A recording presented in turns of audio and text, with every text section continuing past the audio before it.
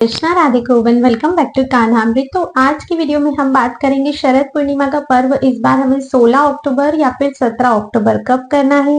शरद पूर्णिमा की खीर बनाने का समय क्या है। शरद पूर्णिमा पे आपको किन किन बातों का ध्यान रखना है और कुछ ऐसे उपाय जिन्हें कर कर पूरे साल आप लोग निरोगी रह सकते हो और कई सारी चीजें आपके काम आने वाली हैं।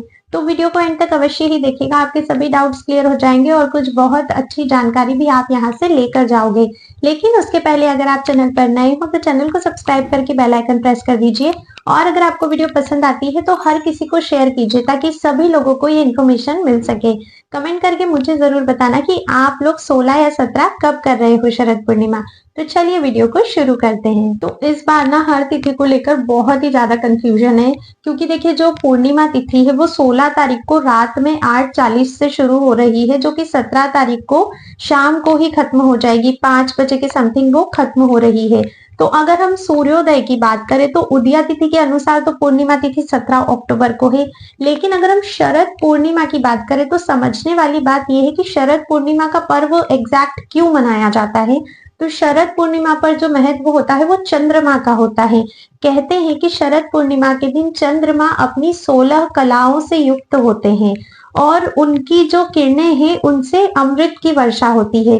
तो चंद्रमा रात में निकलते हैं। ठीक है, अब 17 तारीख को तो पूर्णिमा शाम को ही खत्म हो जाएगी, चंद्रोदय तो उसके बाद होगा, चंद्रमा की रात्रि तो बाद में होगी। इसीलिए हम लोग इस बार जो शरद पूर्णिमा का पर्व मनाएंगे वो 16 अक्टूबर को मनाएंगे, क्योंकि पूर्णिमा तिथि में जो चंद्रमा है वो 16 अक्टूबर को विद्यमान रहेंगे और उनकी जो 16 कलाओं से वो युक्त होंगे, किरणों से जो अमृत की वर्षा होगी, वो सभी कुछ 16 अक्टूबर को ही होगा। इसीलिए इस बार आपको शरद पूर्णिमा का पर्व 16 अक्टूबर को करना है। अब एक क्वेश्चन आता है कि खीर बनाने का समय कब है। तो देखिए, खीर आपको 8:40 के बाद ही चंद्रमा की रोशनी के नीचे रखनी है।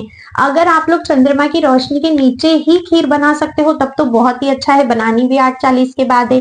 लेकिन अगर घर में बना रहे हो तो घर में आप 8:40 के पहले खीर बना सकते हो, पर चांद की रोशनी में आपको 8:40 के बाद ही रखनी है। अब बहुत सारे लोगों का एक और क्वेश्चन आता है कि हम छत पर रखते हैं तो बिल्ली पी जाती है या फिर उसमें कुछ भी गिर जाता है, क्योंकि खुले में खीर रखनी होती है, चांद की किरणें उसमें पड़नी चाहिए। तो देखिए, मैं पर्सनली ऐसा करती हूँ कि पहली बात तो बिल्ली की अगर हम करते हैं कि बिल्ली या कोई भी जीव उसमें मुंह लगा देता है, तो आप कोई ऐसा बंदोबस्त कीजिए जिससे जीव जो है वो उसमें मुंह न लगा पाए। अगर आप कहीं पर उसको टांग सकते हो तो आप उसको टांग दीजिए। और देखिए, शरद पूर्णिमा के दिन सोना मना होता है। शरद पूर्णिमा के दिन आपको रात में जागरण करना चाहिए, क्योंकि इस दिन माता लक्ष्मी का प्राकट्य हुआ था। माना जाता है कि शरद पूर्णिमा के दिन माता लक्ष्मी का जन्मोत्सव रहता है और इस दिन माता लक्ष्मी अपने सभी भक्तों पर कृपा करने के लिए रात में भ्रमण पे निकलती हैं। और जो लोग रात्रि जागरण करते हैं, रात में माता की पूजा करते हैं, उनके घर माता लक्ष्मी निवास करती है। इसीलिए इसे कोजागरी पूर्णिमा भी कहा जाता है। तो सोना तो हमें वैसे भी नहीं है, ठीक है, तो जब सोना ही नहीं है तो हम अपनी खीर की रखवाली तो कर ही सकते हैं। तो ये प्रश्न का हल तो मिल चुका है। अब दूसरा प्रश्न ये आता है कि शरद पूर्णिमा पे हमें क्या क्या करना चाहिए। तो देखिए, सबसे पहले तो मैं आपको बताती हूँ कि आपको खीर किस प्रकार बनानी चाहिए। कहते हैं कि तो देखिए, नॉर्मल जैसे आप खीर बनाते हो, खीर आपको वैसे ही बनानी है, कुछ बहुत उसमें स्पेशल आपको नहीं करना है। नॉर्मल चावल की खीर बनाइए, गैया के दूध से बनाइए, अति उत्तम होगा। ठीक है, उसमें आप कोशिश करिए अगर आपके पास कोई भी चांदी रिलेटेड पात्र है तो चांदी के पात्र में बनाना तो सर्वोत्तम होता है। अगर शरद पूर्णिमा की खीर चांदी के पात्र में बनाई जाए तो वो महा अमृत का कार्य करती है। अगर आपके पास चांदी का कोई पात्र नहीं है तो कुछ भी होगा, आपके पास चांदी का सिक्का वगैरह जो भी चीजें आप उसमें डाल सकते हो और फिर चंद्रमा की रोशनी में आप रख सकते हो। ठीक है, खीर बनाइए जो आपकी विधि है और 8:40 के बाद उसको चंद्रमा की रोशनी में रखिए, लेकिन उसी दिन आपको ग्रहण नहीं करना है। नेक्स्ट डे फिर आपको अपने जो भी पूजा पाठ के सभी नियम है वो सभी करने के बाद उस खीर को लेना है।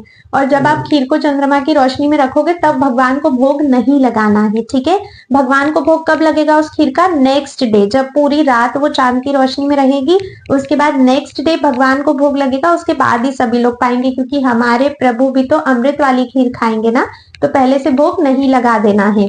कहते हैं कि शरद पूर्णिमा के दिन ही मीराबाई का जन्मदिन भी मनाया जाता है। कहीं कहीं पर ऐसी मान्यता है, तो इस दिन मीराबाई के जन्मोत्सव को भी हमें सेलिब्रेट करना है।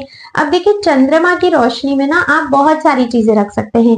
ऐसा नहीं है कि आपको दूध ही रखना है। कहते हैं अगर चंद्रमा की रोशनी में आप शहद रखते हो, तो जब उसमें वो अमृत की किरणें पड़ती है, अगर आपके घर में कोई भी मंद बुद्धि बालक है, या फिर उसकी बुद्धि थोड़ी कमजोर है, या फिर वो बहुत आलसी सा रहता है, तो आप उसे अगर ये शहद खिलाएंगे तो उसकी वो प्रॉब्लम सॉल्व हो जाएगी। अगर आप गैया के दूध को रखते हो चांद की रोशनी में, और फिर उस दूध का दूसरे दिन अपने पूरे घर में छिड़काव करते हो, तो इससे आपके घर की सभी नेगेटिविटी दूर होती है। अगर कोई पितृ दोष है तो उसमें भी राहत मिलती है, सर्प दोष में भी राहत मिलती है।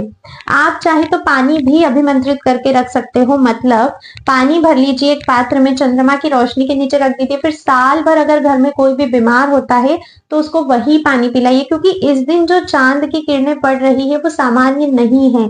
साल भर चंद्रमा 16 कलाओं से युक्त नहीं होते हैं, सिर्फ एक शरद पूर्णिमा का ही दिन है जिस दिन वो अपनी पूर्ण 16 कलाओं में युक्त होते हैं, तो इस दिन को बिल्कुल भी नहीं छोड़ना है। शरद पूर्णिमा के दिन आपको ब्रह्मचर्य का पालन करना है, घर में मांस मदिरा का सेवन नहीं करना है और ना ही बाहर जाकर करना है। प्याज लहसुन युक्त खाना उस दिन नहीं बनना चाहिए, क्योंकि इस दिन माता लक्ष्मी का भी प्राकट्योत्सव होता है और ऐसे सब कार्य करने से माता लक्ष्मी नाराज होती हैं।